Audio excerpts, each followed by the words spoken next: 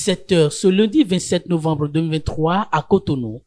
L'instant pour tous les Béninois de retenir leur souffle et de tendre leurs oreilles du côté du palais de la Marina. Car le président Patrice Talon a une séance de travail avec les démocrates, le plus grand parti politique de l'opposition, conduit par son prédécesseur Boni Yayi. Au menu, la liste électorale. Et quand on sait que le fichier électoral a de tout temps été objet de suspicion entre les acteurs politiques, le caractère intéressant et vital de cette rencontre ne se démontre pas. Plus intéressant, les démocrates ne veulent pas laisser passer l'aubaine d'un tête-à-tête avec l'actuel locataire de la Marina sans aborder les questions qui leur sont chères, notamment celles relatives à l'amnistie au profit des prisonniers et exilés dits politiques, l'organisation d'un dialogue politique national, l'emploi des jeunes, l'actualité autour des producteurs agricoles et les implications sociales des déguerpissements. Par ailleurs, il serait surprenant que les démocrates ne profitent pas de l'invitation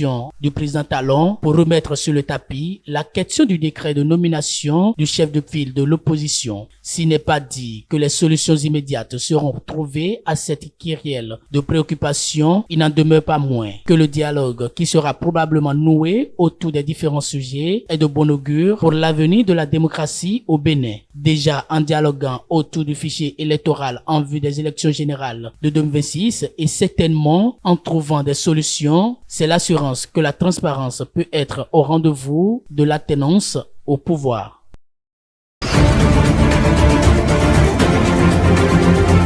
Et grande fut ma joie et de constater que on veut introduire une loi à l'Assemblée pour donner de l'amnistie à nos frères qui sont en prison. Quand on parle de la prison, pour ceux qui le savent, c'est pas difficile, c'est pas facile. Sincèrement, c'est pas facile. Donc, nous allons tous souhaiter pour que cette loi va à l'Assemblée et nous allons demander aux députés de la voter en urgence pour que ceux qui sont là-bas retrouvent leurs familles et même ceux qui sont en exil reviennent au pays. C'est ensemble que nous allons construire la nation. Mais sincèrement, je suis vraiment content pour cette loi. Si on peut vite voter la voter, vraiment cela me fera beaucoup plaisir. Notre pays, le Bénin, a besoin de la paix, a besoin de la joie, a besoin à ce que toutes les Béninoises, tous les Béninois se retrouvent dans un creux pour pouvoir prêter les mains fortes à ce pays pour que le pays puisse connaître un développement digne de ce nom. À cela, ma main a fait retour sur les années 1990. Je crois que ce que nous sommes en train de ressentir aujourd'hui, le problème qui mène notre pays aujourd'hui, on avait connu ça dans les années avant 90, où le problème a été posé comme quoi il faut faire rentrer tous les dignes fils, tous les Béninois et les Béninoises, afin que nous puissions rester ensemble et discuter de ce pays-là. C'est ça qui a amené ce que nous appelons la conférence nationale. Donc, à regarder ça là, cette période-là, simplement, je vais m'arrêter là et demander à tous nos députés qui sont actuellement à l'Assemblée nationale, qui sont en train de discuter sur cette loi, que simplement ce que je leur demande, c'est d'accorder à tout le monde, ceux-là qui sont en prison, ceux-là qui sont à l'extérieur, on n'a qu'à demander à tout le monde de rentrer pour que la rancœur, cette peur qui est en train d'animer tous les Béninois et Béninoises là, puisse disparaître. Sincèrement, nous avons un grand homme, un grand opérateur économique qui, à cause de la politique, qui se retrouve aujourd'hui en exil. Si on peut amnistier tout ce monde-là, surtout l'opérateur économique Sébastien Adjavon, vous-même vous allez constater qu'au moment où Adjavon était dans le pays, même le dernier Béninois, même ceux qui sont avec le pouvoir qui est là, savent que Adjavon nourrit des Béninois. Ils le savent très bien. Mais la sortie de l'exil d'Adjavon aujourd'hui fait que ce nombre de Béninois aujourd'hui sont affamés. Donc sincèrement, si on peut toutefois, mais en urgence, procédure d'urgence, voter cette loi pour faire venir ce grand homme béninois qu'on attend avec les deux bras, qui a l'habitude de nous nourrir, que nous lui souhaitons bon retour. Je veux que les députés qui sont à l'Assemblée nationale actuellement votent cette loi. Qu'on ne cherche pas à faire de distinction, à dire que bon, telle personne, il a fui, il est allé à l'extérieur, on n'a pas pu le juger, on n'a pas pu travailler sur lui, on n'a pas pu faire ci et ça là. Je demande au président de la République, je demande au président de l'Assemblée, je demande encore aux députés de fermer les yeux sur tout ça là et amener tout le monde dans le pays. Nous allons les recevoir les bras ouverts pour que notre démocratie puisse avoir encore son sang neuf. La première unité intégrée de textile démarre très bientôt ses activités au sein de la zone industrielle de Glodibé, G10. L'unité en phase d'opérationnalisation a été présentée aux professionnels des médias au terme d'une conférence de presse animée par le directeur général de la Société d'investissement et de promotion de l'industrie et le directeur général de l'Agence de promotion des investissements et des exportations. Cette unité est l'une des plus modernes et plus grandes dans le monde. Donc voilà, ici, nous avons coton made in Bénin. Ce coton a été produit dans nos champs, ici, en République du Bénin. Et ce coton, c'est du coton Kaba, c'est de très bonne qualité.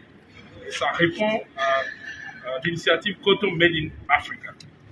Et donc, ce coton, avant, était transformé de façon, était vendu à l'exportation de façon brute. Et désormais, nous allons transformer ce coton dans cette zone industrielle de Glodibé. Vous avez vu, nous sommes ici dans l'enceinte de la première unité intégrée de textile, Bitex. Et donc, à partir de la semaine prochaine, Bitex va transformer ce coton. Bitex va transformer 20 000 tonnes de fibres de coton en serviettes, en draps et en d'autres formes de tissus qui seront utilisés dans les unités de confection de vêtements pour produire des t-shirts, des polos, des chemises qui seront vendus sur les marchés internationaux, notamment en Europe, aux États-Unis, en Asie et en Afrique. Donc c'est de ça qu'il s'agit. Il s'agit de la transformation structurelle de notre économie. C'est ce qu'a promis le président de la République en 2016, en décembre 2016, lorsqu'il a annoncé le programme d'action du gouvernement. Et cette promesse a été tenue. Vous êtes venus aujourd'hui dans la zone industrielle de Glodibé. Vous avez vu les unités de transformation de noix de cajou qui sont opérationnelles. Vous avez vu les unités de transformation de soja qui sont opérationnelles. Vous êtes maintenant dans l'enceinte de l'une des unités intégrées de textile qui va transformer nos fibres à l'étape de nos fibres, notre coton, de la fibre au vêtement. Et ça va changer le paradigme économique de notre pays. Ça va créer des emplois. Bien évidemment, quand nous sommes rentrés ici, vous avez vu des centaines de jeunes Béninois qui rentraient chez eux. Ils sont venus tôt le matin pour travailler et à 17h, ils rentraient chez eux. Donc, quand nous vous parlons de 10 000 emplois, ce n'est pas des fake news, comme l'a dit le directeur général de la pièce, c'est la réalité. Et avant fin 2024, nous aurons à peu près 30 à 35 000 personnes qui vont travailler dans cette zone. 3 usines de ce type sont prévues dans la zone économique spéciale de Glodibé. Il n'y a pas dans le monde une unité de transformation de textiles qui soit aussi moderne que cette unité-là, aussi grande et aussi moderne. Vous avez vu ce qu'a dit le directeur de l'usine, c'est-à-dire qu'on va faire de la transformation du tissu, c'est-à-dire on va faire la transformation du coton, on va filer, on va tisser, on va tricoter, on va teindre et on va confectionner. Donc c'est très très important pour nous parce que la valeur ajoutée de toutes ces activités, cette valeur ajoutée restera dans notre pays, au Bénin, au lieu que les emplois produits par ces cotons soient délocalisés dans les autres pays. Sur le plan national, 12 000 tenues militaires sont déjà livrées au ministère de l'Intérieur et de la Sécurité publique et au ministère de la Défense nationale pour l'habillement des forces de défense et de sécurité.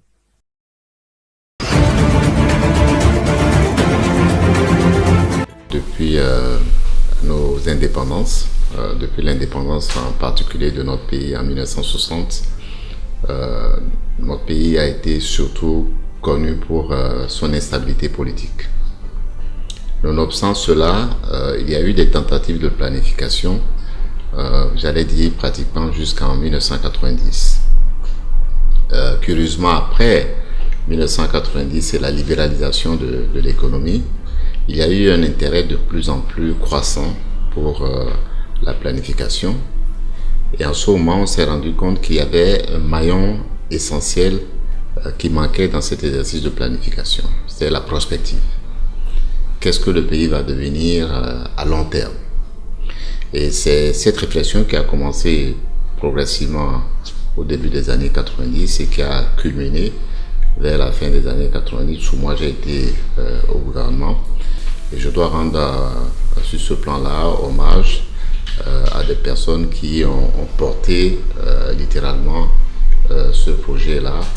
Il s'agit du feu ministre Thébo Direk qui est aujourd'hui décédé et surtout du président Amoussou Bruno qui a été ministre aussi chargé de la planification après Thébo Direk. Et donc l'idée qui nous retenait en ce moment-là, c'est de dire en 2025, c'est-à-dire plus de 25 ans après le moment où nous réfléchissions à cela, à quoi ressemblerait le pays. Et c'est autour de cela que beaucoup de nos compatriotes ont échangé et nous sommes arrivés à cette vision à l'AFIA que tout le monde connaît et à laquelle beaucoup de gens, en particulier les économistes, se réfèrent. On ne planifie pas en l'air, il faut planifier sur un sol. Donc il y a une dimension spatiale à la planification stratégique.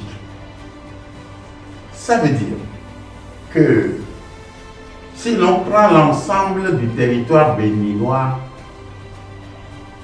tout est à faire. Et en tout cas, si des choses ont été faites ici ou là, beaucoup reste à faire toujours.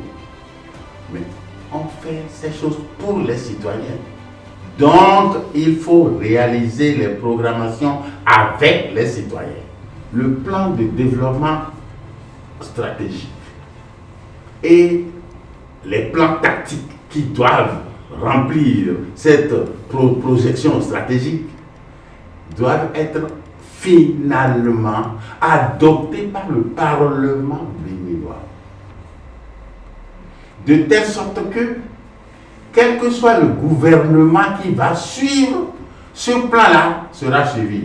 Le Bénin de l'avenir, le Bénin de l'échéance 2060, il faut que ce soit un Bénin où chaque Béninois se trouve à l'aise, là où il est, du point de vue de son existence, en tant que personne humaine, du point de vue de son existence en tant que personne sociale, du point de vue de son existence en tant que citoyen. Je me dis que le Bénin sera rayonnant, de par sa culture, et de par, disons, tous les investissements que ses fils sont en train de consentir pour être les plus brillants à travers le monde. Donc on aura une diaspora très forte. Ce qui est le plus important, c'est que l'ensemble des Béninois puissent aller dans la même direction et puissent dire, voilà comment sur le plan sociétal, nous voulons que notre pays soit.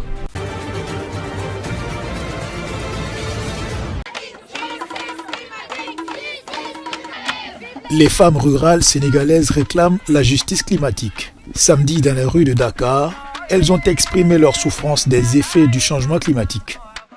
Les femmes du monde rural se mobilisent aujourd'hui.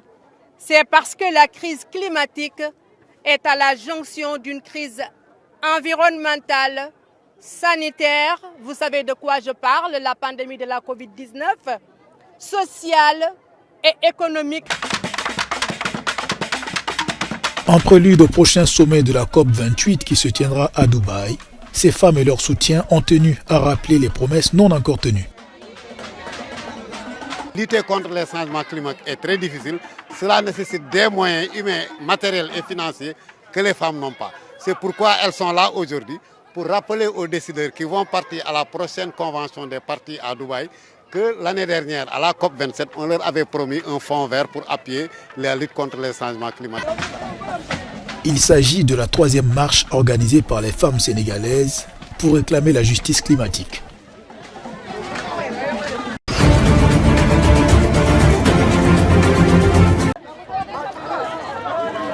La crise humanitaire inquiète les Nations Unies dans l'est de la République démocratique du Congo. De violents affrontements entre groupes armés et forces loyalistes, plus de 450 000 déplacés au cours des 6 dernières semaines dans les territoires de Rutshuru et Masisi au nord Kivu et des déplacés à la merci de la charité internationale.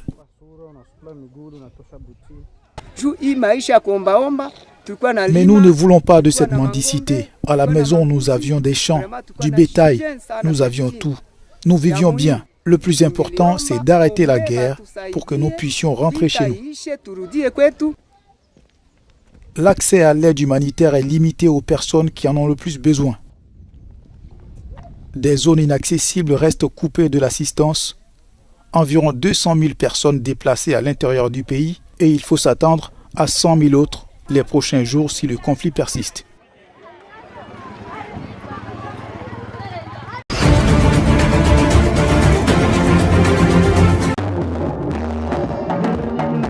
Un bain des foules géant dans une ambiance à la congolaise, à la gloire de Denis Mukwege. Premier grand meeting du candidat à la présidentielle, samedi à Bukavu, capitale du Sud Kivu, à l'est de la RDC.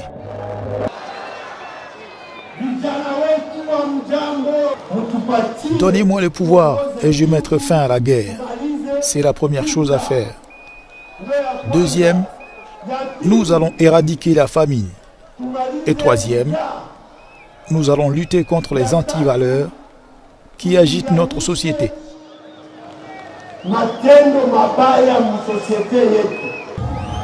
Le prix Nobel de la paix 2018 a choisi sa ville natale pour lancer sa campagne. À la place de l'indépendance, tel un prophète chez lui. Pourquoi toute la nourriture que nous mangeons est-elle importée, alors que nous pouvons la cultiver nous-mêmes? Il n'y a pas d'usine. Nous devons travailler au développement de notre pays. Je pense que le Congo est un don de Dieu et les Congolais doivent prendre ce pays et l'emmener au sommet. Je n'ai pas encore un candidat parce que je les trouve tous des démagogues. En commençant par le premier jusqu'au dernier. Mais la seule chose qui compte pour moi, et je sais que c'est un devoir civique, je dois voter. Donc il me reste encore 2 semaines pour faire un choix qui sera rationnel pour la nation et pour toute la communauté. Le 20 décembre, Denis Mukwege fera face à des poids lourds. Le président sortant Félix Tshisekedi, l'homme d'affaires Moïse Katumbi et bien d'autres.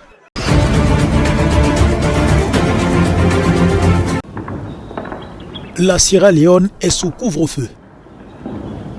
Dimanche, des individus ont tenté de forcer une armurerie militaire à Freetown. Des détonations d'armes automatiques ont réveillé la capitale. Les autorités ont tout de suite instauré un couvre-feu national avec effet immédiat. Des témoins parlent d'affrontements dans le quartier de Villeforce, celui de l'armurerie militaire, mais aussi dans les encablures de la caserne de Moritown. Pour l'heure, aucune précision sur les auteurs présumés de l'attaque, encore moins leur motivation. La Sierra Leone, pays anglophone d'Afrique de l'Ouest, a traversé une crise politique à la suite d'élections présidentielles et générales en juin 2023. Un accord avait été trouvé entre les différentes parties.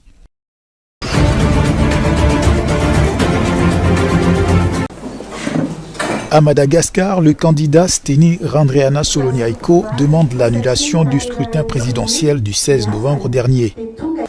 L'opposant avait bien participé à l'élection face au président André Rajoelina, contrairement au collectif des 10 qui s'était abstenu. Il a déposé un recours en annulation pour fraude auprès de la Haute Cour constitutionnelle, mais des Malgaches semblent passer à autre chose.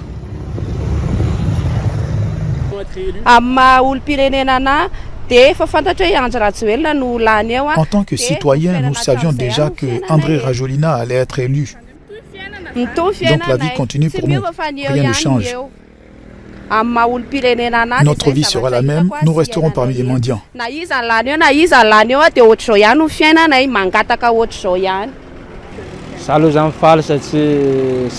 Je suis ravi qu'André Rajoelina ait été réélu. Il a fait de bonnes choses lors de son premier mandat et j'étais convaincu qu'il allait gagner.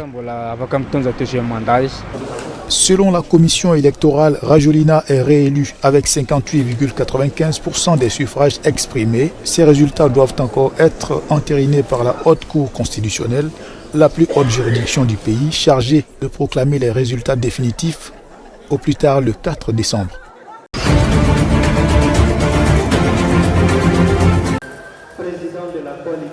La campagne pour le référendum constitutionnel au Tchad a démarré samedi. Les Tchadiens sont appelés aux urnes le 17 décembre prochain pour permettre un retour à l'ordre constitutionnel. Cette campagne d'une vingtaine de jours permettra aux différentes tendances politiques d'échanger avec les populations sur le choix de la forme de l'État. Ce dialogue dont les résolutions et recommandations nous ont permis de rédiger ce projet de constitution que nous soumettons à l'appréciation du peuple tchadien le 17 décembre prochain. Des organisations de la société civile ont déposé une requête auprès des autorités judiciaires pour demander la suspension de la coalition pour le oui au référendum constitutionnel du fait de la présence à sa tête du Premier ministre de transition. Pendant 21 jours, à partir d'aujourd'hui, notre coalition s'est mise en ordre de bataille pour aller convaincre tous les citoyens tchadiens de l'importance de ce projet de constitution qui consacre l'État unitaire. Ce vote va permettre au pouvoir tchadien de tester sa légitimité, notamment sur le maintien par des élections du général Mahamat Idriss Déby Itno, président de transition et qui a pris le pouvoir après 30 ans de règne absolu de son père Idriss Déby Itno, tué en 2021.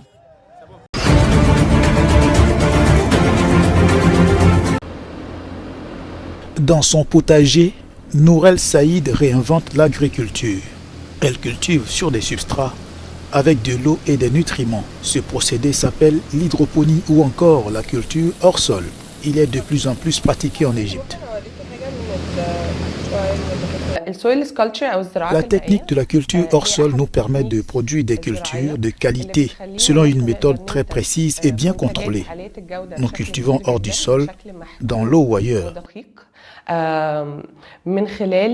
مجموعة من التكنولوجيز أو التكنيكس اللي بتعتمد على زراعة النبات خارج التربة بتعتمد على زراعته في المية أو في وسط هوائي. L'hydroponie nécessite plus d'irrigation dans un contexte de pénurie d'eau en Égypte. Mais cela n'inquiète pas Nouran. La culture hydroponique permet d'économiser environ 90% de l'eau utilisée dans l'agriculture traditionnelle, car elle repose sur un système fermé qui ne permet pas le gaspillage de l'eau dans le sol. Cet avantage est très important compte tenu de la pénurie d'eau à laquelle nous sommes confrontés en Égypte et même dans le monde entier. Deuxièmement, il permet d'économiser près de 60% d'engrais. Pour tout cultivateur, les engrais sont l'un des intrants agricoles les plus coûteux, d'autant plus que les prix sont en hausse depuis 3 à 4 ans. Les entreprises agricoles s'y mettent et les experts ne manquent pas de mots pour vanter les mérites de l'agriculture hors sol. Nous avons un autre problème. Le capital de départ de la culture hydroponique est très élevé. Cependant, elle permet d'éviter de nombreux problèmes liés à l'agriculture traditionnelle, tels que les maladies transmises par le sol, la salinité du sol, la déshydratation et les températures élevées. Elle permet également de cultiver des légumes et des fruits à tout moment de l'année dans la même serre et avec le même équipement. Elle génère également des profits plus élevés. Elle se caractérise par un retour sur investissement rapide. Pour moi, en tant qu'investisseur, cela signifie plus de bénéfices que dans le cas de l'agriculture traditionnelle.